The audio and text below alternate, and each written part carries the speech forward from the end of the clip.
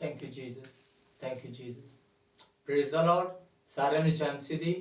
ਮੈਂ ਬ੍ਰਦਰ ਵਿਸ਼ਾਲ ਯਿਸੂ ਮਸੀਹ ਦੇ ਨਾਮ ਦੇ ਵਿੱਚ ਇੱਕ ਵਾਰ ਫਿਰ ਤੋਂ ਤੁਹਾਡਾ ਸਵਾਗਤ ਕਰਦਾ ਇਸ ਬਾਈਬਲ ਸਟੱਡੀ ਦੇ ਵਿੱਚ। ਅਤੇ ਅੱਜ ਆਪਾਂ ਮੱਤੀ ਦੀ ਅੰਜੀਲ ਉਹਦੇ ਅਧਿਆਇ 4 ਵਚਨ 23 ਤੋਂ ਲੈ ਕੇ 25 ਤੱਕ ਦੇਖਾਂਗੇ। ਅਤੇ ਅੱਜ ਦਾ ਜਿਹੜਾ ਟੌਪਿਕ ਹੈ ਉਸ ਦਾ ਟਾਈਟਲ ਹੈ ਯਿਸੂ ਮਸੀਹ ਦੀ ਚੰਗਿਆਈ ਸੇਵਕਾਈ, healing ministry of Jesus Christ. Hallelujah. So ਅਸੀਂ ਪੜਾਂਗੇ ਮੱਤੀ ਦੀ ਅੰਜੀਲ ਉਹਦਾ ਅਧਿਆਇ 4 ਵਚਨ 23 ਤੋਂ। The book of Matthew chapter 4 verse 23। ਯਿਸੂ ਸਾਰੀ ਗਲੀਲ ਵਿੱਚ ਫਿਰਦਾ ਹੋਇਆ ਹਾਂਜੀ ਉਹਨਾਂ ਦੀਆਂ ਸਮਾਜਾਂ ਵਿੱਚ ਉਪਦੇਸ਼ ਦਿੰਦਾ ਅਤੇ ਰਾਜ ਦੀ ਖੁਸ਼ਖਬਰੀ ਦਾ ਪ੍ਰਚਾਰ ਕਰਦਾ ਅਤੇ ਲੋਕਾਂ ਵਿੱਚ ਸਾਰੇ ਰੋਗ ਅਤੇ ਸਾਰੀ ਮਾਂਦਗੀ ਨੂੰ ਹਟਾਉਂਦਾ ਸੀ। ਆਮੀਨ। ਸੋ ਇੱਥੇ ਲਿਖਿਆ ਯਿਸੂ ਮਸੀਹ ਸਾਰੀ ਗਲੀਲ ਵਿੱਚ ਫਿਰਦਾ ਹੋਇਆ ਉਹਨਾਂ ਦੇ ਸਮਾਜਾਂ ਦੇ ਵਿੱਚ ਉਪਦੇਸ਼ ਦਿੰਦਾ, ਰਾਜ ਦੀ ਖੁਸ਼ਖਬਰੀ ਦਾ ਪ੍ਰਚਾਰ ਕਰਦਾ ਅਤੇ ਲੋਕਾਂ ਵਿੱਚੋਂ ਸਾਰੇ ਰੋਗ ਅਤੇ ਸਾਰੀ ਮਾਦਗੀ ਨੂੰ ਹਟਾਉਂਦਾ ਸੀ। ਸੋ ਜਦੋਂ ਅਸੀਂ ਦੇਖਦੇ ਹਾਂ ਅਧਿਆਇ 4 ਦੇ ਵਚਨ 17 ਤੋਂ ਯਿਸੂ ਮਸੀਹ ਦੀ ਮਿਨਿਸਟਰੀ ਦੀ ਸੇਵਕਾਈ ਦੀ ਸ਼ੁਰੂ ਹੁੰਦੀ ਆ।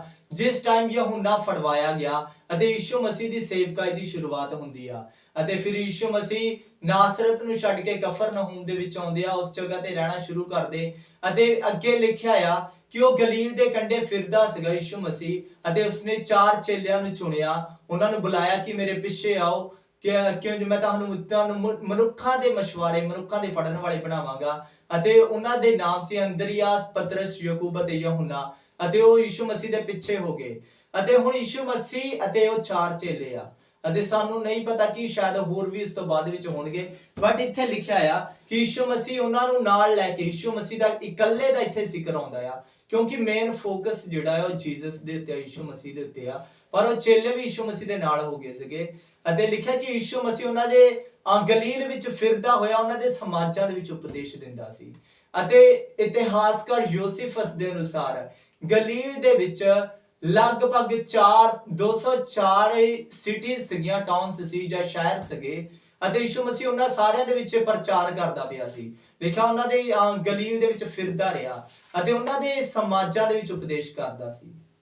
ਸੋ ਜਿਹੜੇ ਸਮਾਜਾਂ ਦੇ ਵਿੱਚ ਉਪਦੇਸ਼ ਕਰਨਾ, ਇਹ ਯਹੂਦੀ ਲੋਕਾਂ ਦੇ ਸਿਨੇਗੋਗ ਸੀ, ਜਿਨ੍ਹਾਂ ਨੂੰ ਅਸੀਂ ਆਰਾਧਨਾਲੇ ਵੀ ਕਹਿੰਦੇ। ਅਤੇ ਉੱਥੇ ਯਹੂਦੀ ਲੋਕੀ ਜਿਹੜੇ ਆ ਉਹ ਆਰਾਧਨਾ ਕਰਦੇ ਆ, ਵਰਸ਼ਿਪ ਕਰਦੇ ਆ, ਪਰਮੇਸ਼ਰ ਦੇ ਭਜਨ ਗਾਉਂਦੇ ਆ ਅਤੇ ਉਹ ਵਚਨ ਨੂੰ ਸਿੱਖਦੇ ਆ ਉਸ ਜਗ੍ਹਾ ਦੇ ਉੱਤੇ। ਅਤੇ ਯਿਸੂ ਮਸੀਹ ਨੇ ਉੱਥੋਂ ਆਪਣੀ ਸੇਵਕਾਈ ਸ਼ੁਰੂ ਕੀਤੀ। ਯਿਸੂ ਮਸੀਹ ਸ਼ੁਰੂਆਤ ਵਿੱਚ ਕਿੱਥੇ ਜਾ ਕੇ ਉਹਨੇ ਪ੍ਰਚਾਰ ਕਰਨਾ ਸ਼ੁਰੂ ਕੀਤਾ? ਆਰਾਧਨਾਲਿਆਂ ਦੇ ਵਿੱਚ, ਯਹੂਦੀ ਲੋਕਾਂ ਦੇ ਸਿਨੇਗੋਗਸ ਦੇ ਵਿੱਚ। ਇਸ ਕਰਕੇ ਬਾਈਬਲ ਦੇ ਵਿੱਚ ਲਿਖਿਆ ਲੂਕਾ ਦੀ ਅੰਜੀਲ ਦੇ ਵਿੱਚ ਕਿ ਆਪਣੀ ਰੀਤੀ ਦੇ ਅਨੁਸਾਰ ਸ਼ਬਤ ਦੇ ਦਿਨ ਜਾ ਕੇ ਪ੍ਰਚਾਰ ਕਰਨਾ ਸ਼ੁਰੂ ਕੀਤਾ ਉਹਨੇ। ਅਤੇ ਲੂਕਾ ਦੀ ਅੰਜੀਲ ਅਧਿਆਇ 4 ਦੇ ਵਿੱਚ ਯਿਸੂ ਮਸੀਹ ਨੇ ਅਧਿਆਇ 61 ਤੋਂ ਇੱਕ ਸਰਮਨ ਪ੍ਰੀਚ ਕੀਤੀ, ਜਿਸ ਦੇ ਵਿੱਚ ਲਿਖਿਆ ਸੀ ਕਿ ਯਹੋਵਾ ਦਾ ਅਭਿਸ਼ੇਕ ਮੇਰੇ ਉੱਤੇ ਆ ਕਿ ਬੰਦੂਆਂ ਨੂੰ ਛੁਡਾਵਾਂ, ਜਕੜਿਆਂ ਨੂੰ ਆਜ਼ਾਦ ਕਰਾਂ, ਕੁਚਲਿਆਂ ਨੂੰ ਅਤੇ ਗਰੀਬਾਂ ਨੂੰ ਖੁਸ਼ਖਬਰੀ ਦਾ ਪ੍ਰਚਾਰ ਸੁਣਾਵਾਂ। ਅਤੇ ਯਿਸੂ ਮਸੀਹ ਨੇ ਉੱਥੋਂ ਪ੍ਰੀਚ ਕਰਨਾ ਸ਼ੁਰੂ ਕੀਤਾ। ਸੋ ਦੇਖੋ ਇੱਥੇ ਅਸੀਂ ਕੀ ਦੇਖਦੇ ਹਾਂ, ਯਿਸੂ ਮਸੀਹ ਟੀਚਿੰਗ ਨੂੰ ਲੈ ਕੇ ਤੁਰਿਆ। ਇੱਥੇ 2 ਚੀਜ਼ਾਂ, ਟੀਚਿੰਗ ਅਤੇ ਪ੍ਰੀਚਿੰਗ। ਯਿਸੂ ਮਸੀਹ ਲਿਖਿਆ ਕਿ ਉਹਨਾਂ ਦੇ ਸਮਾਜਾਂ ਵਿੱਚ ਉਪਦੇਸ਼ ਕਰਦਾ ਸੀ ਅਤੇ ਰਾਜ ਦੀ ਖੁਸ਼ਖਬਰੀ ਦਾ ਪ੍ਰਚਾਰ ਸੁਣਾਉਂਦਾ ਸੀ। ਸੋ ਪਹਿਲੀ ਚੀਜ਼ ਇੱਥੇ ਕੀ ਆ? ਟੀਚਿੰਗ ਆਈ ਆ। ਯਿਸੂ ਮਸੀਹ ਨੇ ਪ੍ਰਚਾਰ ਕਰਨਾ ਸ਼ੁਰੂ ਕੀਤਾ ਅਤੇ ਯਿਸੂ ਮਸੀਹ ਪਿਆਰ ਕਰਦਾ ਇਸ ਚੀਜ਼ ਨੂੰ। ਯਿਸੂ ਮਸੀਹ ਚਾਹੁੰਦਾ ਆ ਕਿ ਪਰਮੇਸ਼ਰ ਦੇ ਲੋਕਾਂ ਨੂੰ ਟੀਚ ਕੀਤਾ ਜਾਵੇ, ਕਿਉਂਕਿ ਯਹੂਦੀ ਲੋਕ ਉਸ ਜਗ੍ਹਾ ਦੇ ਉੱਤੇ ਸਿੱਖਣ ਦੇ ਲਈ, ਪਰਮੇਸ਼ਰ ਦਾ ਵਚਨ ਸਿੱਖਣ ਦੇ ਲਈ ਜਾਂਦੇ ਸੀ। ਬਹੁਤ ਸਾਰੇ ਲੋਕੀ ਜਿਹੜੇ ਉਤਸਕ ਹੁੰਦੇ ਸੀ ਕਿ ਅਸੀਂ ਪਰਮੇਸ਼ਰ ਦੇ ਵਚਨ ਦੇ ਵਿੱਚੋਂ ਸਿੱਖੀਏ, ਕਿਉਂਕਿ ਜ਼ਿਆਦਾਤਰ ਲੋਕ ਉਸ ਟਾਈਮ ਦੇ ਵਿੱਚ ਪੜ੍ਹੇ ਲਿਖੇ ਨਹੀਂ ਸੀ ਹੁੰਦੇ। ਇਸ ਕਰਕੇ ਉਹ ਪਰਮੇਸ਼ਰ ਦੇ ਵਚਨ ਨੂੰ ਸਿੱਖਣਾ ਚਾਹੁੰਦੇ ਸੀ। ਸੋ ਯਿਸੂ ਮਸੀਹ ਉੱਥੇ ਜਾ ਕੇ ਪ੍ਰਚਾਰ ਕਰਨਾ ਸ਼ੁਰੂ ਕੀਤਾ ਅਤੇ ਅਸੀਂ ਦੇਖਦੇ ਯਿਸੂ ਮਸੀਹ ਨੇ ਅਧਿਆਇ 61 ਦੇ ਵਿੱਚੋਂ ਵਰਸ ਬਾਈ ਵਰਸ ਉਹਨੂੰ ਪ੍ਰੀਚ ਕਰਨਾ ਸ਼ੁਰੂ ਕੀਤਾ। ਅੱਜ ਵੀ ਪਰਮੇਸ਼ਰ ਕੀ ਚਾਹੁੰਦਾ ਯਿਸੂ ਮਸੀਹ? ਕਿ ਉਸ ਦੇ ਵਚਨ ਨੂੰ ਵਰਸ ਬਾਈ ਵਰਸ ਪ੍ਰੀਚ ਕੀਤਾ ਜਾਵੇ, ਬੁੱਕ ਬਾਈ ਬੁੱਕ ਪ੍ਰੀਚ ਕੀਤਾ ਜਾਵੇ, ਕਿਉਂਕਿ ਯਿਸੂ ਮਸੀਹ ਇਸ ਚੀਜ਼ ਨੂੰ ਪਿਆਰ ਕਰਦਾ ਆ ਕਿ ਜਿਹੜਾ ਵਚਨ ਉਸਨੇ ਦਿੱਤਾ ਮਨੁੱਖ ਜਾਤੀ ਨੂੰ, ਉਹ ਸਪੈਸ਼ਲ ਰੈਵਲੇਸ਼ਨ ਜਿਹੜਾ ਉਸਨੇ ਆਪਣੇ ਨਬੀਆਂ ਦੇ ਰਾਹੀਂ, ਆਪਣੇ ਦੂਤਾਂ ਦੇ ਰਾਹੀਂ ਭੇਜ ਕੇ ਖੁਦ ਇਸ ਧਰਤੀ ਦੇ ਉੱਤੇ ਵਚਨ ਨੂੰ ਦਿੱਤੇ, ਉਹ ਵਚਨਾਂ ਨੂੰ ਲੋਕਾਂ ਦੇ ਵਿੱਚ ਪੇਸ਼ ਕੀਤਾ ਜਾਵੇ, ਲੋਕਾਂ ਨੂੰ ਸਿਖਾਇਆ ਜਾਵੇ, ਸਮਝਾਇਆ ਜਾਵੇ। ਇਸ ਲਈ ਯਿਸੂ ਮਸੀਹ ਨੇ ਕਿਹਾ ਜਾਓ ਸਾਰੀਆਂ ਕੌਮਾਂ ਨੂੰ ਜਾ ਕੇ ਮੇਰੇ ਚੇਲੇ ਬਣਾਓ, ਟੀਚ ਦੈਮ, ਉਹਨਾਂ ਨੂੰ ਸਿਖਾਓ। ਹਾਲੇਲੂਇਆ। ਸੋ ਯਿਸੂ ਮਸੀਹ ਚਾਹੁੰਦਾ ਆ ਕਿ ਲੋਕਾਂ ਨੂੰ ਸਿਖਾਇਆ ਜਾਵੇ। ਇਸ ਲਈ ਯਿਸੂ ਮਸੀਹ ਖੁਦ ਵੀ ਪਹਿਲਾਂ ਸਿਖਾਉਣ ਦੇ ਲਈ ਗਿਆ, ਉਹਨਾਂ ਦੇ ਆਰਾਧਨਾਲਿਆਂ ਦੇ ਵਿੱਚ ਜਾ ਕੇ ਸਿਖਾਉਣਾ ਸ਼ੁਰੂ ਕੀਤਾ। ਅਤੇ ਲਿਖਿਆ ਰਾਜ ਦੀ ਖੁਸ਼ਖਬਰੀ ਦਾ ਪ੍ਰਚਾਰ ਕਰਦਾ ਰਿਹਾ। ਸੋ ਯਿਸੂ ਮਸੀਹ ਇਕੱਲਾ ਟੀਚਿੰਗ ਦੇ ਉੱਤੇ ਨਹੀਂ ਰਿਹਾ, ਯਿਸੂ ਮਸੀਹ ਨੇ ਪ੍ਰੀਚ ਕਰਨਾ ਵੀ ਸ਼ੁਰੂ ਕੀਤਾ। ਟੀਚਿੰਗ ਅਤੇ ਪ੍ਰੀਚਿੰਗ ਦੋਨੇ ਚੀਜ਼ਾਂ ਇੱਕ ਬਿਬਲੀਕਲ ਮਿਨਿਸਟਰੀ ਦੀ ਪਹਿਚਾਣ ਆ ਕਿ ਉਹ ਇਕੱਲਾ ਟੀਚ ਨਹੀਂ ਕਰਨਗੇ, ਉਹ ਪ੍ਰੀਚ ਵੀ ਕਰਨਗੇ। ਟੀਚਿੰਗ ਇੱਕ ਸਿਖਾਉਣਾ ਆ, ਇੱਕ ਸਟੂਡੈਂਟ ਇਕੱਠੇ ਕਰਕੇ ਸਟੂਡੈਂਟਸ ਨੂੰ ਸਿਖਾਉਣਾ ਆ। ਜਿਸ ਤਰ੍ਹਾਂ ਅੱਜ ਆਪਾਂ ਸਿੱਖ ਰਹੇ ਹਾਂ, ਜਿਸ ਤਰ੍ਹਾਂ ਯਿਸੂ ਮਸੀਹ ਨੇ ਵੀ ਪਹਾੜੀ ਉਪਦੇਸ਼ ਤੇ ਸਿਖਾਇਆ, ਰਾਜ ਦੇ ਦ੍ਰਿਸ਼ਟਾਂਤਾਂ ਦੇ ਬਾਰੇ ਸਿਖਾਇਆ ਅਧਿਆਇ 13 ਦੇ ਵਿੱਚ, ਉਸ ਤੋਂ ਬਾਅਦ ਅਧਿਆਇ 24-25 ਦੇ ਵਿੱਚ ਅੰਤ ਸਮੇਂ ਦੇ ਬਾਰੇ ਸਿਖਾਇਆ। ਸੋ ਇਹ ਇੱਕ ਟੀਚਿੰਗ ਆ। ਪਰ ਯਿਸੂ ਮਸੀਹ ਨੇ ਪ੍ਰੀਚ ਵੀ ਕੀਤਾ, ਉਹਨੇ ਪ੍ਰਚਾਰ ਕਰਨਾ ਘੁੰਮ ਕੇ ਸ਼ੁਰੂ ਕੀਤਾ ਕਿ ਤੌਬਾ ਕਰੋ ਕਿਉਂਕਿ ਸਵਰਗ ਦਾ ਰਾਜ ਨੇੜੇ ਆ, ਮਨ ਫਿਰਾਓ, ਆਪਣੇ ਆਪ ਨੂੰ ਪਰਮੇਸ਼ਰ ਦੇ ਅਧੀਨ ਕਰੋ, ਪਰਮੇਸ਼ਰ ਤੇ ਵਿਸ਼ਵਾਸ ਕਰੋ। ਇਹ ਸਾਰੀਆਂ ਚੀਜ਼ਾਂ ਯਿਸੂ ਮਸੀਹ ਨੇ ਸਿਖਾਈਆਂ ਤੇ ਪ੍ਰੀਚਿੰਗ ਦੇ ਵਿੱਚ ਆਉਂਦਾ। ਸੋ ਯਿਸੂ ਮਸੀਹ ਦੀ ਮਿਨਿਸਟਰੀ ਦੇ ਵਿੱਚ ਟੀਚਿੰਗ ਅਤੇ ਪ੍ਰੀਚਿੰਗ ਦੋਨੇ ਸੀ। ਅਤੇ ਫਿਰ ਲਿਖਿਆ ਆ ਕਿ ਉਹ ਸਾਰੇ ਰੋਗਾਂ ਤੇ ਸਾਰੀ ਮਾਦਗੀ ਨੂੰ ਦੂਰ ਕਰਦਾ ਫਿਰਿਆ। ਉਹ ਉਹਨਾਂ ਦੇ ਸਮਾਜਾਂ 'ਚ ਘੁੰਮਦਾ ਸੀ, ਉਹਨਾਂ ਨੂੰ ਸਿਖਾਉਂਦਾ ਸੀ, ਪ੍ਰਚਾਰ ਕਰਦਾ ਸੀ ਅਤੇ ਸਾਰੇ ਰੋਗਾਂ ਤੇ ਸਾਰੀ ਮਾਦਗੀ ਨੂੰ ਦੂਰ ਕਰਦਾ ਸੀ। ਯਿਸੂ ਮਸੀਹ ਨੇ ਕਿੰਨੇ ਰੋਗ ਅਤੇ ਕਿੰਨੀ ਮਾਦਗੀ ਨੂੰ ਦੂਰ ਕੀਤਾ? ਹਰ ਇੱਕ ਨੂੰ, ਭਾਵੇਂ ਕੋਈ ਵੀ ਰੋਗ, ਭਾਵੇਂ ਕੋਈ ਵੀ ਮਾਦਗੀ ਸੀ, ਯਿਸੂ ਮਸੀਹ ਦੇ ਅੱਗੇ ਕੋਈ ਰੋਗ, ਕੋਈ ਮਾਦਗੀ ਨਹੀਂ ਟਿਕੇ। ਕਿਉਂਕਿ ਬਾਈਬਲ ਦੱਸਦੀ ਹੈ ਕਿ ਯਿਸੂ ਮਸੀਹ ਨੇ ਜਿੰਨੇ ਚਮਤਕਾਰ ਕੀਤੇ ਉਸ ਦਾ ਕਾਰਨ ਕੀ ਸੀਗਾ? ਕਿਉਂਕਿ ਚਿੰਨ ਚਮਤਕਾਰ ਜਿੰਨੇ ਯਿਸੂ ਮਸੀਹ ਕਰ ਰਿਹਾ ਸੀ, ਉਹ ਇਸ ਗੱਲ ਦਾ ਸਾਈਨ ਸੀਗਾ ਕਿ ਉਹ ਮਸੀਹ ਜਿਹਦੇ ਬਾਰੇ ਨਬੀਆਂ ਨੇ ਭਵਿਸ਼ਵਾਣੀਆਂ ਕੀਤੀਆਂ ਆ, ਉਹ ਮਸੀਹ ਆ ਚੁੱਕਾ ਹੈ। ਇਸੇ ਕਰਕੇ ਯਿਸੂ ਮਸੀਹ ਦੇ ਚਿੰਨ ਚਮਤਕਾਰ ਉਸ ਦੀਆਂ ਭਵਿਸ਼ਵਾਣੀਆਂ ਦੇ ਬਾਰੇ ਦੱਸਦੇ ਆ। ਕਿਉਂਕਿ ਹਰ ਇੱਕ ਯਹੂਦੀ ਨੇ ਜਦੋਂ ਦੇਖਿਆ ਯਿਸੂ ਮਸੀਹ ਦੇ ਦੁਆਰਾ ਇਹ ਚਮਤਕਾਰ ਹੁੰਦੇ ਤਾਂ ਉਹਨਾਂ ਨੇ ਦੇਖਿਆ ਕਿ ਇਹ ਤਾਂ ਉਹੀ ਮਸੀਹ ਹੈ ਜਿਸ ਦੇ ਬਾਰੇ ਨਬੀਆਂ ਨੇ ਲਿਖਿਆ ਸੀ। ਅਸੀਂ ਪੜਾਂਗੇ ਯਸ਼ਾਇਆ ਦੀ ਪੁਸਤਕ ਅਧਿਆਇ 35 ਵਚਨ 5 ਤੋਂ।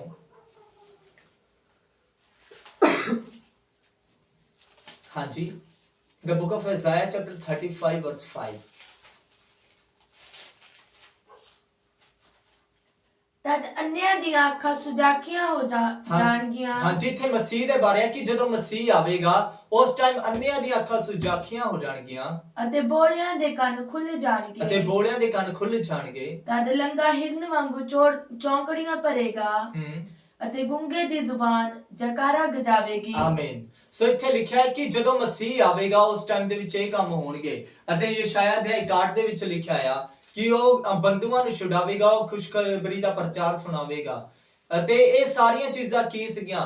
ਹੋਰ ਵੀ ਬਹੁਤ ਸਾਰੇ ਪੈਸੇजेस ਆ ਜਿਨ੍ਹਾਂ ਦੇ ਵਿੱਚ ਯਿਸੂ ਮਸੀਹ ਦੇ ਚਮਤਕਾਰਾਂ ਦੇ ਬਾਰੇ ਦੱਸਿਆ। ਤਾਂ ਜਦੋਂ ਹਰ ਇੱਕ ਯਹੂਦੀਆਂ ਨੇ ਜਦੋਂ ਦੇਖਿਆ ਤਾਂ ਉਹ ਕਹਿੰਦੇ ਕਿ ਇਹ ਤਾਂ ਉਹੀ ਮਸੀਹ ਆ ਜਿਹਦੇ ਬਾਰੇ ਲਿਖਿਆ ਗਿਆ। ਕਿਉਂਕਿ ਜਿਸ ਤਰ੍ਹਾਂ ਅਸੀਂ ਜਦੋਂ ਪੜ੍ਹਦੇ ਹਾਂ ਵਿਵਸਥਾ ਸਾਰ ਦੀ ਪੁਸਤਕ, ਉਹਦੇ ਵਿੱਚ ਮੂਸਾ ਨੇ ਕਿਹਾ ਅਧਿਆਇ 18 ਦੇ ਵਿੱਚ ਕਿ ਪਰਮੇਸ਼ਰ ਤੁਹਾਡੇ ਵਿੱਚੋਂ ਮੇਰੇ ਵਰਗੇ ਇੱਕ ਨਬੀ ਨੂੰ ਖੜਾ ਕਰੇਗਾ। ਮੂਸਾ ਕਿਸ ਤਰ੍ਹਾਂ ਇਜ਼ਰਾਈਲੀਆਂ ਨੂੰ ਬਾਹਰ ਕੱਢ ਕੇ ਲੈ ਕੇ ਆਇਆ? ਚਿੰਨ ਚਮਤਕਾਰਾਂ ਦੇ ਦੁਆਰਾ। ਯਿਸੂ ਮਸੀਹ ਕਿੱਦਾਂ ਮਨੁੱਖ ਨੂੰ ਪਰਮੇਸ਼ਰ ਦੇ ਕੋਲ ਲੈ ਕੇ ਆਇਆ? ਪਾਪ ਚੋਂ ਕੱਢ ਕੇ ਲੈ ਕੇ ਆਉਂਦਾ ਸੀ ਚਿੰਨ ਚਮਤਕਾਰਾਂ ਦੇ ਦੁਆਰਾ। ਮੂਸਾ ਦੀ ਕਿੱਦਾਂ ਪਹਿਚਾਣ ਹੋਈ ਕਿ ਉਹ ਪਰਮੇਸ਼ਰ ਦੇ ਦੁਆਰਾ ਭੇਜਿਆ ਗਿਆ? ਚਿੰਨ ਚਮਤਕਾਰਾਂ ਦੇ ਦੁਆਰਾ। ਯਿਸੂ ਮਸੀਹ ਦੀ ਕਿੱਦਾਂ ਪਹਿਚਾਣ ਹੋਈ ਕਿ ਉਹ ਪਰਮੇਸ਼ਰ ਦੇ ਦੁਆਰਾ ਭੇਜਿਆ ਗਿਆ, ਪਰਮੇਸ਼ਰ ਵੱਲੋਂ? ਚਿੰਨ ਚਮਤਕਾਰਾਂ ਦੇ ਦੁਆਰਾ। ਇਸ ਕਰਕੇ ਜਦੋਂ ਯਹੂਦੀ ਲੋਕਾਂ ਨੇ ਦੇਖਿਆ ਤਾਂ ਇੱਕ ਸੈਕਿੰਡ ਦੇ ਵਿੱਚ ਸਮਝ ਗਏ ਕਿ ਇਹ ਤਾਂ ਉਹੀ ਮਸੀਹ ਆ ਜਿਸ ਦੇ ਬਾਰੇ ਭਵਿਸ਼ਵਾਣੀਆਂ ਕੀਤੀਆਂ ਗਈਆਂ ਸੀ। ਅਤੇ ਮਸੀਹ ਦਾ ਮਤਲਬ ਹੈ ਅਭਿਸ਼ਿਕਤ, ਉਹ ਪਰਮੇਸ਼ਰ ਦਾ ਅਭਿਸ਼ਿਕਤ ਰਾਜਾ ਜਿਸ ਦੇ ਬਾਰੇ ਪਰਮੇਸ਼ਰ ਨੇ ਆਪਣੇ ਦਾਸ ਦਾਊਦ ਦੇ ਨਾਲ ਸੈਮੂਅਲ ਦੀਆਂ ਪੁਸਤਕਾਂ ਦੇ ਵਿੱਚ ਵਾਚਾ ਬੰਨੀ ਸੀ ਕਿ ਤੇਰੇ ਘਰਾਣੇ ਦੇ ਵਿੱਚੋਂ ਮਸੀਹ ਰਾਜਾ ਪੈਦਾ ਹੋਵੇਗਾ ਜਿਹਦੇ ਰਾਜ ਦਾ ਕਦੀ ਅੰਤ ਨਹੀਂ ਹੋਵੇਗਾ। ਹਾਲੇਲੂਇਆ। ਸੋ ਅਸੀਂ ਦੇਖਾਂਗੇ ਯਹੂਨਾ ਦੀ ਅੰਜੀਲ ਉਹਦੇ ਅਧਿਆਇ 7 ਵਚਨ 31 ਤੋਂ। The Gospel according to John chapter 7 verse 31। ਪਰ ਉਹਨਾਂ ਲੋਕਾਂ ਵਿੱਚੋਂ ਹਾਂਜੀ ਬਹੁਤਿਆਂ ਨੇ ਉਸ ਉੱਤੇ ਨਿੰਦਾ ਕੀਤੀ ਅਤੇ ਬੋਲੇ ਕਿ ਜਾਂ ਮਸੀਹ ਆਊਗਾ ਤਾਂ ਭਲਾ ਉਹ ਉਹਨਾਂ ਨਿਸ਼ਾਨਾਂ ਨਾਲੋਂ ਜਿਹੜੇ ਇਸਨੇ ਵਿਖਾਲੇ ਹਨ ਕੁਝ ਵੱਧ ਵਿਖਾਲੂ। ਆਮੀਨ। ਸੋ ਲਿਖਿਆ ਕਿ ਜਦੋਂ ਲੋਕਾਂ ਨੇ ਇਹ ਚਿੰਨ ਚਮਤਕਾਰ ਯਿਸੂ ਮਸੀਹ ਦੇ ਦੁਆਰਾ ਚੰਗਿਆਈਆਂ ਹੁੰਦੀਆਂ ਦੇਖੀਆਂ ਤਾਂ ਲੋਕਾਂ ਨੇ ਯਿਸੂ ਮਸੀਹ ਤੇ ਵਿਸ਼ਵਾਸ ਕੀਤਾ ਤੇ ਕਹਿਣ ਲੱਗੇ, ਦੂਸਰਿਆਂ ਨੂੰ ਵੀ ਉਹ ਪ੍ਰੇਰਿਤ ਕਰਦੇ ਪਏ ਆ ਕਿ ਜਦੋਂ ਮਸੀਹ ਆਵੇਗਾ ਕਿ ਇਹ ਤੋਂ ਵੱਡੇ ਚਮਤਕਾਰ ਦਿਖਾਲੇਗਾ, ਕਿ ਇਦੋਂ ਵੱਡੇ ਵੀ ਹੋਰ ਚਮਤਕਾਰ ਹੋਣਗੇ, ਕਿ ਇਹ ਜਿਹੜੇ ਚਮਤਕਾਰ ਇਹ ਚੰਗਿਆਈਆਂ ਜਿਹੜੀਆਂ ਆ ਕਿ ਇਹ ਇਨਫ ਨਹੀਂ ਗਏ, ਕਿ ਇਹ ਬਹੁਤ ਨਹੀਂ ਸਾਬਿਤ ਕਰਨ ਦੇ ਲਈ ਕਿ ਇਹ ਮਸੀਹ ਆ। ਅਤੇ ਯਿਸੂ ਮਸੀਹ ਨੇ ਖੁਦ ਵੀ ਕਿਹਾ ਯਹੂਨਾ ਦੀ ਅੰਜੀਲ ਅਧਿਆਇ 10 ਦੇ ਵਿੱਚ, ਯਹੂਨਾ ਦੀ ਅੰਜੀਲ ਅਧਿਆਇ 10 ਵਚਨ 37 ਦੇ ਵਿੱਚ ਕੀ ਕਹਿੰਦੇ ਯਿਸੂ ਮਸੀਹ? ਅਸੀਂ ਪੜਾਂਗੇ The Gospel according to John chapter 10 verse 37। ਜੇ ਮੈਂ ਆਪਣੇ ਪਿਤਾ ਜਿਹੇ ਕੰਮ ਨਹੀਂ ਕਰਦਾ ਤਾਂ ਮੇਰੀ ਪ੍ਰਤੀਤ ਨਾ ਕਰੋ, ਪਰ ਜੇ ਮੈਂ ਕਰਦਾ ਹਾਂ ਤਾਂ ਭਾਵੇਂ ਮੇਰੀ ਪ੍ਰਤੀਤ ਨਾ ਕਰੋ, ਤਦੋਂ ਵੀ ਉਹਨਾਂ ਕੰਮਾਂ ਦੀ ਪ੍ਰਤੀਤ ਕਰੋ, ਤਾਂ ਤੁਸੀਂ ਜਾਣੋ ਅਤੇ ਸਮਝੋ ਜੋ ਪਿਤਾ ਮੇਰੇ ਵਿੱਚ ਅਤੇ ਮੈਂ ਪਿਤਾ ਦੇ ਵਿੱਚ ਹਾਂ। ਆਮੀਨ। ਸੋ ਇੱਥੇ ਯਿਸੂ ਮਸੀਹ ਇਹ ਗੱਲ ਨੂੰ ਸਾਬਿਤ ਕਰਦਾ ਆ ਕਿ ਜੇ ਯਿਸੂ ਮਸੀਹ ਖੁਦ ਕਹਿੰਦਾ ਕਿ ਜੇ ਮੇਰਾ ਵਿਸ਼ਵਾਸ ਨਹੀਂ ਕਰਦੇ, ਮੇਰੀ ਪ੍ਰਤੀਤ ਨਹੀਂ ਕਰਦੇ, ਤਾਂ ਇਹਨਾਂ ਕੰਮਾਂ ਦੀ ਪ੍ਰਤੀਤ ਕਰੋ ਕਿ ਮੈਂ ਪਿਤਾ ਵਿੱਚ, ਪਿਤਾ ਮੇਰੇ ਵਿੱਚ ਆ, ਕਿ ਮੈਂ ਡਿਵਾਈਨ ਆ, ਮੈਂ ਉਹ ਮਸੀਹ ਆ ਜਿਹਦੇ ਬਾਰੇ ਪਰਮੇਸ਼ਰ ਦੇ ਵਚਨ 'ਚ ਲਿਖਿਆ ਸੀ, ਜਿਸ ਦੇ ਬਾਰੇ ਦਾਨੀਏਲ ਦੀਆਂ ਪੁਸਤਕਾਂ ਦੇ ਵਿੱਚ ਲਿਖਿਆ ਗਿਆ, ਜਿਹਦੇ ਬਾਰੇ ਪਹਿਲਾਂ ਤੋਂ ਲਿਖਿਆ ਗਿਆ ਕਿ ਪਰਮੇਸ਼ਰ ਕਹਿੰਦਾ ਕਿ ਇਹ ਮੇਰਾ ਪੁੱਤਰ ਆ, ਮੈਂ ਅੱਜ ਉਹਨੂੰ ਜਨਮ ਦਿਵਾਇਆ ਹੈ। ਕਿ ਇਹ ਜਿਹੜੇ ਚਮਤਕਾਰ ਆ, ਚਿੰਨ ਚਮਤਕਾਰ, ਇਹ ਦੱਸਦੇ ਨਹੀਂ ਕਿ ਮੈਂ ਡਿਵਾਈਨ ਆ, ਮੈਂ ਪਿਤਾ ਦੇ ਵਿੱਚ, ਪਿਤਾ ਮੇਰੇ ਵਿੱਚ ਆ।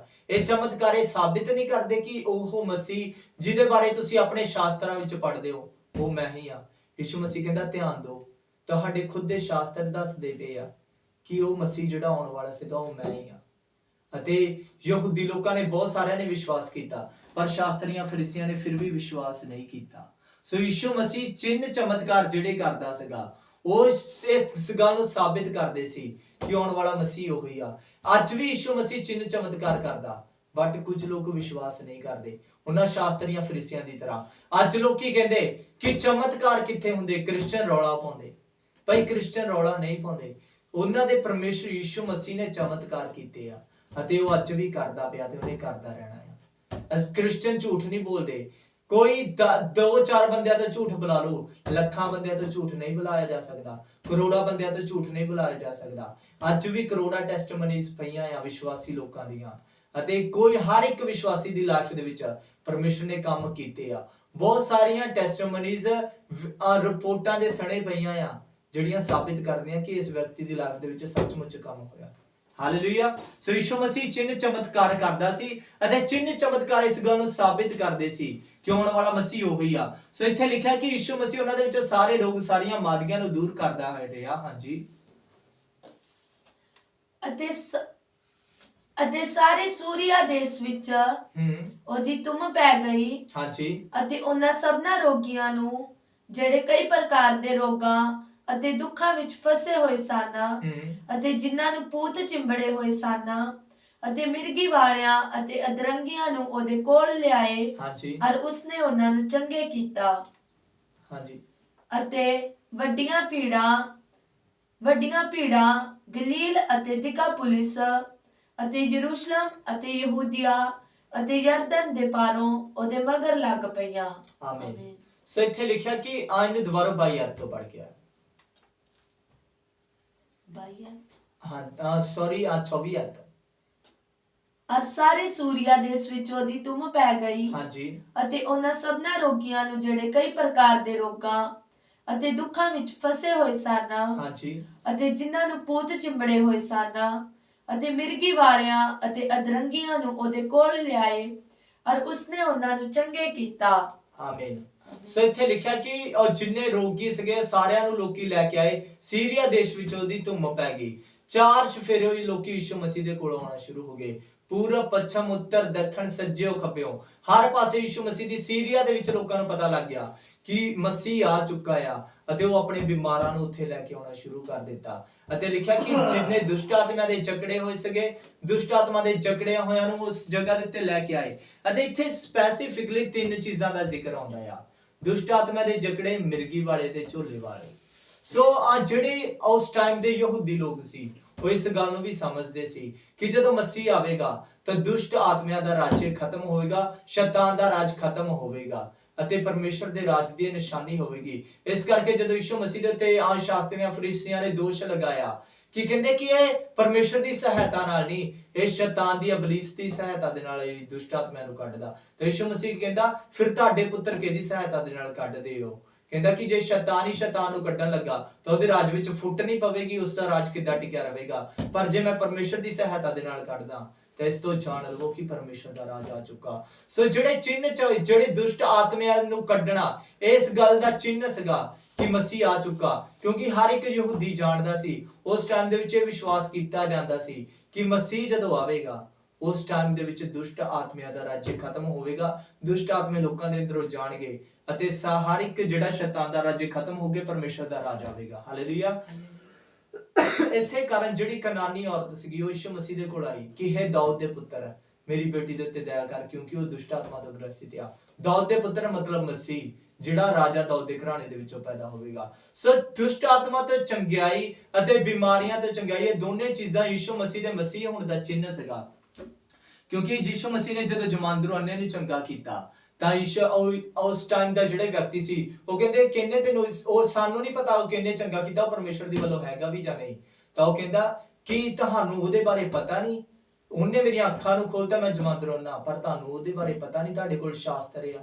ਤੁਸੀਂ ਵੈਸੇ ਕਹਿੰਦੇ ਪਏ ਆ ਕਿ ਅਸੀਂ ਵਚਨਾਂ ਨੂੰ ਪੜ੍ਹਦੇ ਆ, ਅਸੀਂ ਸ਼ਾਸਤਰਾਂ ਨੂੰ ਜਾਣਦੇ ਆ, ਤਾਂ ਤੁਸੀਂ ਉਸ ਬੰਦੇ ਬਾਰੇ ਨਹੀਂ ਜਾਣਦੇ, ਜਿਸ ਦਾ ਮਤਲਬ ਕੀ ਸੀ ਕਿ ਮਸੀਹ ਹੀ ਇਹ ਕੰਮ ਕਰ ਸਕਦਾ ਹੈ। ਹਾਲੇਲੂਇਆ। ਸੋ ਇਹ ਦੋਨੇ ਚੀਜ਼ਾਂ ਜਿਹੜੀਆਂ ਸਾਬਤ ਕਰਦੀਆਂ ਸੀ ਕਿ ਯੀਸ਼ੂ ਹੀ ਉਹ ਮਸੀਹ ਆ ਜਿਹੜਾ ਆਉਣ ਵਾਲਾ ਸੀ।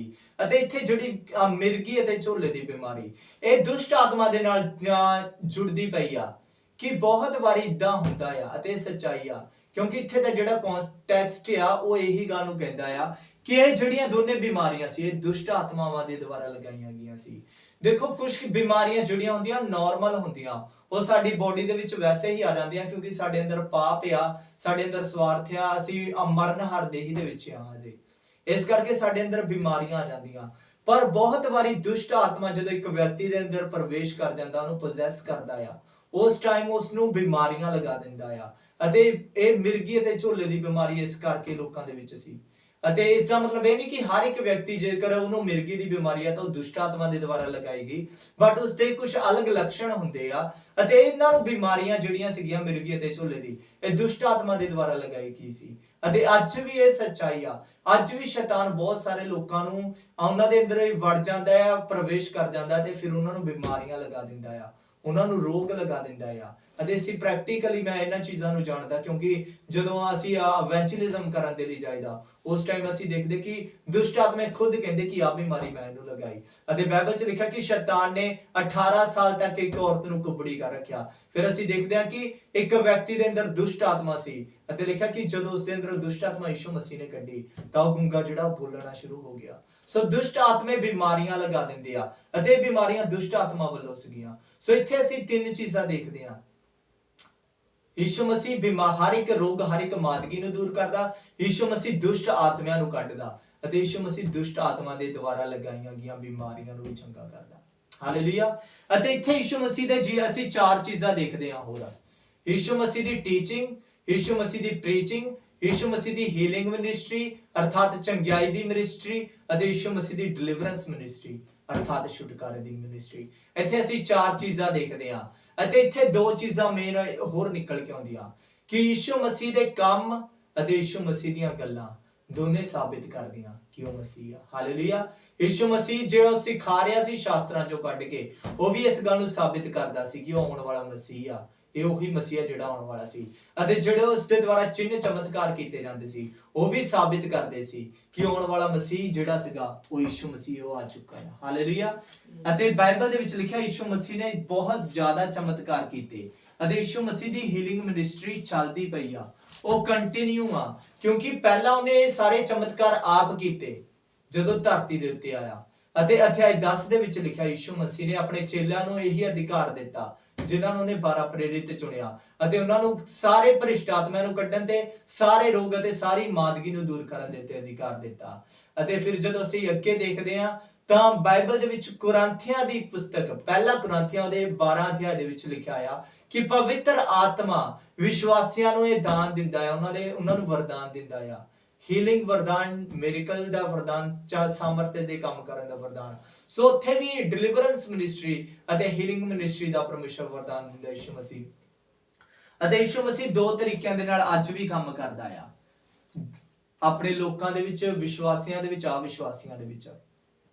ਅਤੇ ਉਹ ਦੋ ਤਰੀਕੇ ਇਹ ਆ ਕਿ ਇੱਕ ਜਾਂ ਤਾਂ ਇੱਕ ਵਿਸ਼ਵਾਸੀ ਸਿੱਧਾ ਪਰਮੇਸ਼ਰ ਨੂੰ ਡਾਇਰੈਕਟ ਯਿਸੂ ਮਸੀਹ ਦੇ ਅੱਗੇ ਪ੍ਰਾਰਥਨਾ ਕਰਦਾ ਤੇ ਯਿਸੂ ਮਸੀਹ ਉਸ ਨੂੰ ਚੰਗਾ ਕਰਦਾ ਆ, ਅਤੇ ਜਾਂ ਫਿਰ ਪਰਮੇਸ਼ਰ ਆਪਣੇ ਦਾਸਾਂ ਨੂੰ ਘੱਲਦਾ ਆ ਅਤੇ ਉਹਨਾਂ ਦੇ ਰਾਹੀਂ ਉਹਨਾਂ ਨੂੰ ਚੰਗਾ ਕਰਦਾ ਆ।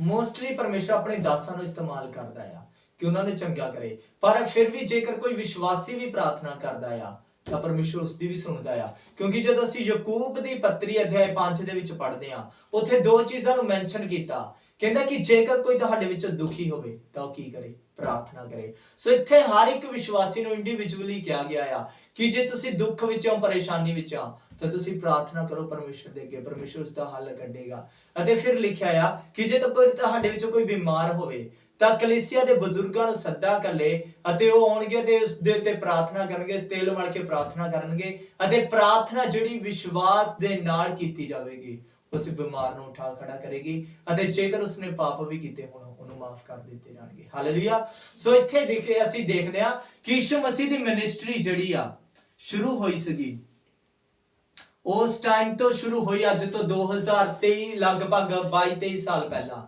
ਅਤੇ ਅੱਜ ਤੱਕ ਕੰਟੀਨਿਊ ਚੱਲਦੀ ਜਾ ਰਹੀ ਆ। ਉਹ ਪਹਿਲਾਂ ਯਿਸੂ ਮਸੀਹ ਤੋਂ ਸ਼ੁਰੂ ਹੋਈ, ਚੇਲਿਆਂ ਤਾਈ, ਚੇਲਿਆਂ ਤੋਂ ਵਿਸ਼ਵਾਸੀਆਂ ਤਾਈ ਆਈ, ਅਤੇ ਉਹ ਵਿਸ਼ਵਾਸੀਆਂ ਦੀ ਮਿਨਿਸਟਰੀ ਅੱਜ ਤਾਈਂ ਚੱਲਦੀ ਜਾ ਰਹੀ। ਪ੍ਰਭੂ ਅੱਜ ਤਾਈਂ ਲਗਾਤਾਰ ਕੰਮ ਕਰਦਾ ਜਾ ਰਿਹਾ ਆ। ਅਤੇ ਮਿਨਿਸਟਰੀ ਕਦੋਂ ਤੱਕ ਚੱਲੇਗੀ? ਇਸ ਦਾ ਐਂਡ ਕਦੋਂ ਹੋਵੇਗਾ? ਜਦੋਂ ਯਿਸੂ ਮਸੀਹ ਇਸ ਨੂੰ ਕੰਪਲੀਟ ਕਰ ਦੇਵੇਗਾ। ਕਿਉਂਕਿ ਬਾਈਬਲ ਦੱਸਦੀ ਹੈ, ਜਦੋਂ ਅਸੀਂ ਪੜ੍ਹਦੇ ਬਾਈਬਲ ਦੇ ਵਿੱਚੋਂ ਉਤਪੱਤੀ ਦੀ ਪੁਸਤਕ ਦੇ ਵਿੱਚ ਹੀਲਿੰਗ ਮਿਨਿਸਟਰੀ ਦੀ ਲੋੜ ਕਿਉਂ ਪਈ, ਡਿਲੀਵਰੈਂਸ ਮਿਨਿਸਟਰੀ ਦੀ ਲੋੜ ਕਿਉਂ ਪਈ। ਜਦੋਂ ਅਸੀਂ ਪੜ੍ਹਦੇ ਹਾਂ ਅਧਿਆਇ 3 ਦੇ ਵਿੱਚ ਉਤਪੱਤੀ ਦੀ ਪੁਸਤਕ, ਤਾਂ ਪਰਮੇਸ਼ਰ ਨੇ ਮਨੁੱਖ ਨੂੰ ਮਰਨ ਦੇ ਲਈ ਨਹੀਂ ਬਣਾਇਆ। ਪਰਮੇਸ਼ਰ ਨਹੀਂ ਸੀ ਚਾਹੁੰਦਾ ਕਿ ਮਨੁੱਖ ਮਰੇ, ਮਨੁੱਖ ਦੇ ਅੰਦਰ ਬਿਮਾਰੀਆਂ ਆਵੇ, ਮਨੁੱਖ ਦੇ ਅੰਦਰ ਮੌਤ ਆਵੇ। ਪਰ ਬਾਈਬਲ ਦੱਸਦੀ ਕਿ ਮਨੁੱਖ ਨੇ ਪਰਮੇਸ਼ਰ ਦੀ ਆਗਿਆ ਨੂੰ ਤੋੜਿਆ। ਕਿਉਂ? ਜੋ ਪਰਮੇਸ਼ਰ ਨੇ ਉਹਨਾਂ ਨੂੰ ਅਦਨ ਦੇ ਬਗੀਚੇ 'ਚ ਰੱਖਿਆ, ਪਹਿਲੇ ਆਦਮ ਹਵਾ ਨੂੰ, ਅਤੇ ਉਹਨਾਂ ਨੂੰ ਇੱਕ ਆਗਿਆ ਦਿੱਤੀ ਕਿ ਤੁਸੀਂ ਭਲੇ ਤੇ ਬੁਰੇ ਦੀ ਪਹਿਚਾਣ ਦੇ ਪੇੜ ਤੋਂ ਨਹੀਂ ਖਾਣਾ। ਪਰ ਲਿਖਿਆ ਉਹਨਾਂ ਨੇ ਪਰਮੇਸ਼ਰ ਦੀ ਆਗਿਆ ਨੂੰ ਤੋੜਿਆ, ਸ਼ੈਤਾਨ ਦੀ ਗੱਲ ਨੂੰ ਸੁਣ ਕੇ, ਅਤੇ ਜਿੱਦਾਂ ਹੀ ਉਹਨਾਂ ਨੇ ਸ਼ੈਤਾਨ ਦੀ ਆਗਿਆ ਨੂੰ ਮੰਨਿਆ, ਉਸੇ ਟਾਈਮ ਉਹਨਾਂ ਦੇ ਅੰਦਰ ਮੌਤ ਪ੍ਰਵੇਸ਼ ਕਰ ਗਈ, ਉਹਨਾਂ ਦੇ ਅੰਦਰ ਬਿਮਾਰੀਆਂ ਪ੍ਰਵੇਸ਼ ਕਰ ਗਈਆਂ, ਅਤੇ ਉਹਨਾਂ ਦਾ ਰਿਸ਼ਤਾ ਪਰਮੇਸ਼ਰ ਨਾਲ ਟੁੱਟ ਗਿਆ। ਅਤੇ ਜਿਹੜੀ ਧਰਤੀ ਦੇ ਉੱਤੇ ਮਨੁੱਖ ਨੂੰ ਪਰਮੇਸ਼ਰ ਨੇ ਰਾਜ ਕਰਨ ਦੇ ਲਈ ਠਹਿਰਾਇਆ, ਉਸੇ ਧਰਤੀ ਦੇ ਉੱਤੇ ਸ਼ੈਤਾਨ ਨੇ ਰਾਜ ਕਰਨਾ ਸ਼ੁਰੂ ਕਰ ਦਿੱਤਾ। ਕਿਉਂਕਿ ਜਦੋਂ ਅਸੀਂ ਇਫਿਸੀਆਂ ਦੀ ਪੁਸਤਕ ਅਧਿਆਇ 4 ਦੇ ਵਿੱਚ ਦੇਖਦੇ ਹਾਂ, ਤਾਂ ਸ਼ੈਤਾਨ ਨੂੰ ਇਸ ਸੰਸਾਰ ਦਾ ਰਾਜਾ ਅਰਥਾਤ ਇਸ ਸੰਸਾਰ ਦਾ ਈਸ਼ਵਰ ਕਿਹਾ ਗਿਆ ਆ, ਕਿ ਉਹ ਇਸ ਧਰਤੀ ਦੇ ਉੱਤੇ ਰਾਜ ਕਰਦਾ ਪਿਆ ਹੈ। ਅਤੇ ਪ੍ਰੀਖਿਆ ਦੇ ਟਾਈਮ ਦੇ ਵਿੱਚ ਯਿਸੂ ਮਸੀਹ ਨੇ ਕੀ ਕਿਹਾ? ਮੇਰੇ ਅੱਗੇ ਝੁੱਕ ਕੇ ਮੱਥਾ ਟੇਕ ਤਾਂ ਮੈਂ ਤੈਨੂੰ ਸਾਰੀ ਧਰਤੀ ਦਾ ਰਾਜ ਦੇ ਦਾਂਗਾ। ਸੋ ਤੇ ਸ਼ੈਤਾਨ ਦੇ ਕੋਲ ਸਾਰਾ ਰਾਜ ਚਲ ਗਿਆ ਜਦੋਂ ਮਨੁੱਖ ਨੇ ਸ਼ੈਤਾਨ ਦੀ ਗੱਲ ਨੂੰ ਸੁਣਿਆ। तो उस टाइम दे विच शैतान जिहड़ा मनुख दे उत्ते राज करन लग पिया, दुष्ट आत्मे मनुख दे उत्ते राज करन लग गए अते मनुख दे अंदर स्वार्थ आ गया, बीमारियां आ गईयां अते पाप आ गया। पर यीशु मसीह इससे लिए आया क्यों? वो जिहड़े अदन दे बगीचे दे विच जिथे मनुख असफल होया उत्थे यीशु मसीह खुद सफल होए। जिथे मनुख दे जीवन दे विच पाप आ गया, मौत आ गई, बीमारी आ गई, उसे पाप नूं उसे मौत नूं यीशु मसीह अपने उत्ते लैके लैण दे लई क्रूस दे उत्ते आ गया, ताकि जदों मरे तां ओह अनंत जीवन जिहड़ा उस टाइम दे विच परमेश्वर ने देना सीगा आदम अते हवा नूं, ओह अनंत जीवन हर एक विश्वासी नूं, हर एक व्यक्ति नूं जिहड़ा उत्ते विश्वास करे उहनूं दे सके। हालेलुया। यीशु मसीह आया कि सानू उसे अदन दे बगीचे दे विच जिथों आदम अते हवा कड्डे गए सानू फिर तो उस अदन दे बगीचे दे विच ला चले। सो क्वेश्चन सी कि हीलिंग मिनिस्ट्री कितना चिर चलेगी? तां बाइबल सानू दसदी है कि कितना चिर चलेगी अते इसदा आंसर है जिन्ना चिर यीशु मसीह दूसरी बार नहीं आ रहा।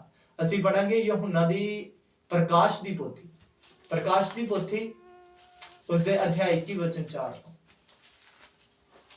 The book of Revelation chapter 21 verse 4।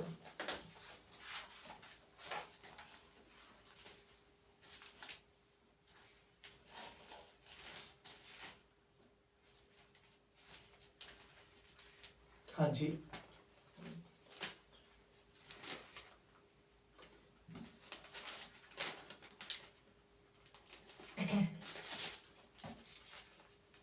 तो इत्थे जिहड़ा क्लीयर किया गया कि मिनिस्ट्री जिहड़ी चंगियाई दी मिनिस्ट्री है कितना चिर चलेगी। प्रकाश दी पोथी उसका अध्याय 21 वचन 4 तो ਉਹ ਆਪ ਉਹਨਾਂ ਦੀਆਂ ਅੱਖਾਂ ਦੇ ਸਭ ਅਥਰੂ ਪੁੰਝੇਗਾ, ਤਦ ਮੌਤ, ਕਿਸੇ ਤਰ੍ਹਾਂ ਦਾ ਸੋਗ ਜਾਂ ਰੋਣਾ ਅਤੇ ਪੀੜਾ नहीं होणगे। आमीन। सो इत्थे लिखा है कि परमेश्वर कौन? वो आप अर्थात परमेश्वर उन्हां दी अखां दे विश्वासियां दे जिन्हां ने उत्ते विश्वास कीता, कहंदा कि उन्हां दी अखां दे हरेक हंझू पूंझ देवेगा, फिर मौत नहीं होवेगी, फिर रोना नहीं होगा, फिर कोई सोग नहीं होगा, फिर कोई पीड़ा नहीं होगी, अर्थात कोई बीमारी नहीं होगी, कोई दुख कोई परेशानी नहीं होगी, मौत भी नहीं होगी। ये हीलिंग मिनिस्ट्री कदों तक चलेगी? जिन्ना चिर यीशु मसीह दूसरी बारी नहीं आ जाता। ਅਤੇ एक होर सवाल निकल के आउंदा कि ये मिनिस्ट्री यीशु मसीह क्यों कर रहा है? चंगाई का काम क्यों यीशु मसीह ने किया? क्यों यीशु मसीह चंगा कर रहा? फर्स्ट थिंग कि वो तरस करदा है, वो प्यार करदा मनुख जाति नूं। अते बीमारी परमेश्वर नहीं सी चाहता कि मनुख बीमार होवे अते लास्ट दे विच मर जावे। परमेश्वर चाहता सी अनंत जीवन, हमेशा दा अनंत जीवन पाए, पर मनुख ने चुनिया कि वो परमेश्वर की आज्ञा नूं तोड़ के शैतान की आज्ञा नूं उन्हें सुनिया, उन्हें परमेश्वर की आवाज नूं इग्नोर करके शैतान की आवाज नूं सुनिया। इस करके मनुख के जीवन दे विच पाप आए, मौत आई, बीमारी आई। पर यीशु मसीह बाइबल च लिखा कि धरती दे उत्ते आया अते वो चिन्ह चमत्कार उन्हें कीते इस धरती दे उत्ते, अते उन्हां चिन्ह चमत्कारां दा इक्को ही पर्पस हैगा जिहड़ा सानूं मिलदा है यूहन्ना दी अंजील ओदे अध्याय 21 वचन 30 तो असीं पढ़ांगे।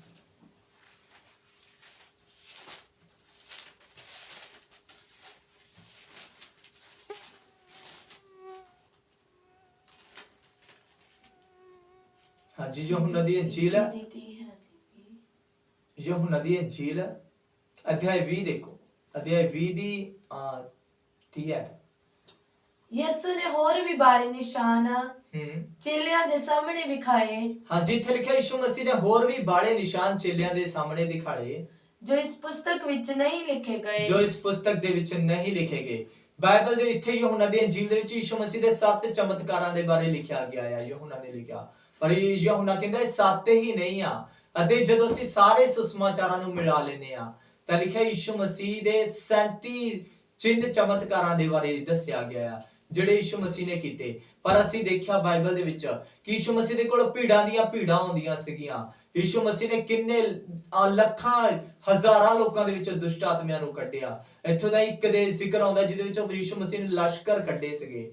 ਤੇ ਪਰ ਲਿਖਿਆ ਆ ਕਿ ਯੀਸ਼ੂ ਮਸੀਹ ਨੇ ਬਹੁਤ ਸਾਰੇ ਚਮਤਕਾਰ ਦਿਖਾਲੇ ਜਿਹੜੇ ਇਸ ਪੁਸਤਕ ਦੇ ਵਿੱਚ ਨਹੀਂ ਲਿਖੇ ਗਏ। ਪਰ ਇੱਥੇ ਚਮਤਕਾਰ ਕਿਉਂ ਲਿਖੇ ਗਏ?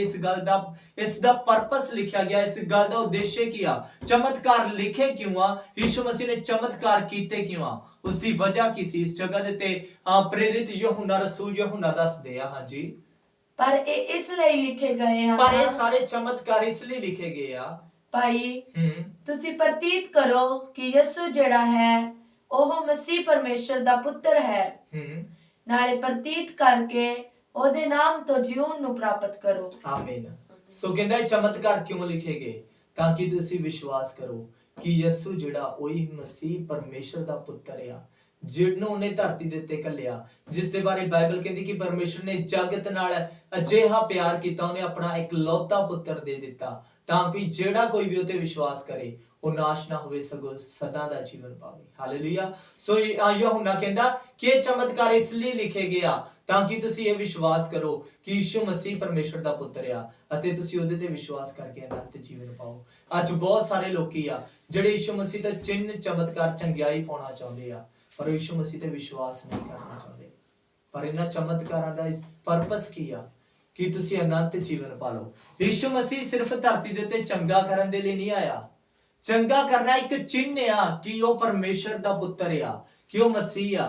ਪਰ ਯੀਸ਼ੂ ਮਸੀਹ ਇੱਕ ਮਨੁੱਖ ਦੀ ਸਰੀਰਕ ਚੰਗਾਈ ਤੋਂ ਉਸਦੀ ਆਤਮਿਕ ਚੰਗਾਈ ਦੇ ਉੱਤੇ ਜ਼ਿਆਦਾ ਜ਼ੋਰ ਦਿੰਦਾ ਆ। ਜੇਕਰ ਤੁਸੀਂ ਚੰਗਿਆਈ ਪਾ ਲਈ, ਤੁਸੀਂ 80 ਸਾਲ 90 ਸਾਲ ਧਰਤੀ ਤੇ ਰਹੇ, ਉਸ ਤੋਂ ਬਾਅਦ ਦੇ ਵਿੱਚ ਮਰ ਕੇ ਨਰਕ 'ਚ ਚਲ ਗਏ, ਕੋਈ ਫਾਇਦਾ ਨਹੀਂ ਇਸ ਚੰਗਾਈ ਦਾ। ਫਿਰ ਉਹ ਚੰਗਾਈ ਦਾ ਕੋਈ ਫਾਇਦਾ ਨਹੀਂ ਹੋਇਆ। ਪਰ ਯੀਸ਼ੂ ਮਸੀਹ ਚਾਹੁੰਦਾ ਆ ਕਿ ਅਸੀਂ ਸਰੀਰਕ ਚੰਗਿਆਈ ਦੇ ਦੁਆਰਾ, ਜੇ ਮੈਂ ਤੁਹਾਨੂੰ ਸਰੀਰਕ ਚੰਗਿਆਈ ਦਿੱਤੀ ਤਾਂ ਤੁਸੀਂ ਮੇਰੇ ਕੋਲ ਆ ਜਾਓ, ਕਿਉਂਕਿ ਸਰੀਰਕ ਚੰਗਾਈ ਮੇਰਾ ਮੇਨ ਮੁੱਖ ਉਦੇਸ਼ ਨਹੀਂ ਆ।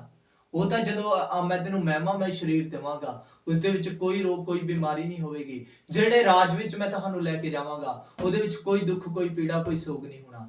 ਪਰ ਮੈਂ ਚਾਹੁੰਦਾ ਆ ਕਿ ਅੱਜ ਤੂੰ ਧਰਤੀ ਤੇ ਰਹਿੰਦਿਆਂ ਹੋਇਆ ਅਨੰਤ ਜੀਵਨ ਪਾ ਲੈ, ਤੂੰ ਮੁਕਤੀ ਪਾ ਲਵੇਂ, ਤੂੰ ਪਰਮੇਸ਼ਰ ਦੀ ਸੰਤਾਨ ਬਣ ਜਾਵੇਂ ਅਤੇ ਤੇਰੇ ਸਾਰੇ ਪਾਪ ਮਾਫ ਕੀਤੇ ਜਾਣ। ਹਾਲੇਲੂਇਆ। ਸੋ ਯੀਸ਼ੂ ਮਸੀਹ ਦੋ ਤਰ੍ਹਾਂ ਦੀ ਚੰਗਿਆਈ ਧਰਤੀ ਦੇ ਉੱਤੇ ਕਰਨ ਦੇ ਲਈ ਆਇਆ। ਸਰੀਰਕ ਚੰਗਿਆਈ ਜਿਹੜੀ ਯੀਸ਼ੂ ਮਸੀਹ ਦੇ ਕੋਲ ਲੈ ਕੇ ਜਾਂਦੀ ਆ, ਪਰ ਜ਼ਿਆਦਾ ਜ਼ੋਰ ਆਤਮਿਕ ਚੰਗਿਆਈ ਦੇ ਉੱਤੇ ਆ ਤਾਂ ਕਿ ਮਨੁੱਖ ਸਦਾ ਦਾ ਜੀਵਨ ਪਾਵੇ, ਉਹ ਨਾਸ਼ ਨਾ ਹੋਵੇ।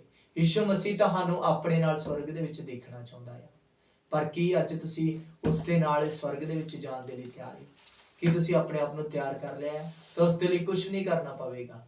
ਸਿਰਫ ਜਦੋਂ ਅਸੀਂ ਆਪਣੇ ਮੂੰਹ ਤੋਂ ਮੰਨ ਲੈਂਦੇ ਹਾਂ ਕਿ ਯਿਸੂ ਮਸੀਹ ਮੈਂ ਪਾਪੀ ਹਾਂ, ਮੈਂ ਗੁਨਾਹਗਾਰ ਹਾਂ, ਪਰ ਮੈਂ ਵਿਸ਼ਵਾਸ ਕਰਦਾ ਕਿ ਤੂੰ ਮੇਰੇ ਬਦਲੇ ਮਾਰਿਆ ਗਿਆ, ਤੂੰ ਮੇਰੇ ਗੁਨਾਹਾਂ ਨੂੰ ਚੁੱਕ ਲਿਆ ਅਤੇ ਮੇਰੇ ਧਰਮੀ ਠਹਿਰਾਉਣ ਦੇ ਲਈ ਜਿਵਾਇਆ ਗਿਆ, ਮੈਂ ਆਪਣਾ ਜੀਵਨ ਤੁਹਾਨੂੰ ਦਿੰਦਾ ਅਤੇ ਮੈਂ ਤੇਰੇ ਪਵਿੱਤਰ ਵਚਨ ਬਾਈਬਲ ਦੇ ਅਨੁਸਾਰ ਚੱਲਣ ਦੇ ਲਈ ਤਿਆਰ ਹਾਂ। ਉਸ ਟਾਈਮ ਦੇ ਵਿੱਚ ਯਿਸੂ ਮਸੀਹ ਸਾਡੇ ਸਾਰੇ ਪਾਪ ਮਾਫ ਕਰ ਦਿੰਦਾ, ਉਹ ਸਾਡੇ ਗੁਨਾਹਾਂ ਨੂੰ ਚੱਕ ਲੈਂਦਾ ਅਤੇ ਸਾਨੂੰ ਸਦਾ ਦਾ ਜੀਵਨ ਦੇ ਦਿੰਦਾ ਹੈ। ਹਾਲੇਲੂਇਆ। ਸੋ ਜੇਕਰ ਤੁਸੀਂ ਯਿਸੂ ਮਸੀਹ ਤੇ ਵਿਸ਼ਵਾਸ ਕਰਦੇ ਹੋ ਤਾਂ ਤੁਸੀਂ ਤੌਬਾ ਦੀ ਪ੍ਰਾਰਥਨਾ, ਮਾਫੀ ਦੀ ਪ੍ਰਾਰਥਨਾ ਕਰ ਸਕਦੇ ਹੋ ਅਤੇ ਤੁਸੀਂ ਪਰਮੇਸ਼ਰ ਦੇ ਵਚਨ ਦੇ ਵਿੱਚ ਅੱਗੇ ਵਧ ਸਕਦੇ ਹੋ। ਅਤੇ ਜੇਕਰ ਤੁਸੀਂ ਵਿਸ਼ਵਾਸ ਕਰਦੇ ਹੋ ਤਾਂ ਤੁਸੀਂ ਕਮੈਂਟ ਦੇ ਵਿੱਚ ਲਿਖ ਸਕਦੇ ਹੋ, ਆਪਣਾ ਮੈਸੇਜ ਲਿਖ ਸਕਦੇ ਹੋ, ਆਮੀਨ ਲਿਖ ਸਕਦੇ ਹੋ। ਅਤੇ ਜੇਕਰ ਤੁਸੀਂ ਪਹਿਲਾਂ ਤੋਂ ਵਿਸ਼ਵਾਸੀ ਹੋ ਅਤੇ ਇਸ ਸਟੱਡੀ ਦੇ ਦੁਆਰਾ ਤੁਸੀਂ ਬਰਕਤ ਪਾ ਰਹੇ ਹੋ ਤਾਂ ਇਸ ਨੂੰ ਜ਼ਰੂਰ ਸ਼ੇਅਰ ਕਰੋ ਆਪਣੇ ਲੋਕਾਂ ਦੇ ਵਿੱਚ, ਆਪਣੇ ਦੋਸਤਾਂ ਮਿੱਤਰਾਂ ਦੇ ਵਿੱਚ, ਤਾਂ ਕਿ ਉਹ ਵੀ ਪਰਮੇਸ਼ਰ ਦੇ ਵਚਨ ਨੂੰ ਸਿੱਖ ਸਕਣ। ਅਤੇ ਇਸ ਚੈਨਲ ਨੂੰ, YouTube ਚੈਨਲ ਨੂੰ ਅਤੇ ਪੇਜ ਨੂੰ ਦੀ assembly of Jesus Christ page ਨੂੰ ਸ਼ੇਅਰ ਕਰੋ, ਲਾਈਕ ਕਰੋ ਅਤੇ ਚੈਨਲ ਨੂੰ ਸਬਸਕ੍ਰਾਈਬ ਕਰੋ। ਸੋ ਪ੍ਰਭੂ ਤੁਹਾਨੂੰ ਬਹੁਤ ਸਾਰੀ ਬਰਕਤ ਦੇਵੇ। ਆਮੀਨ।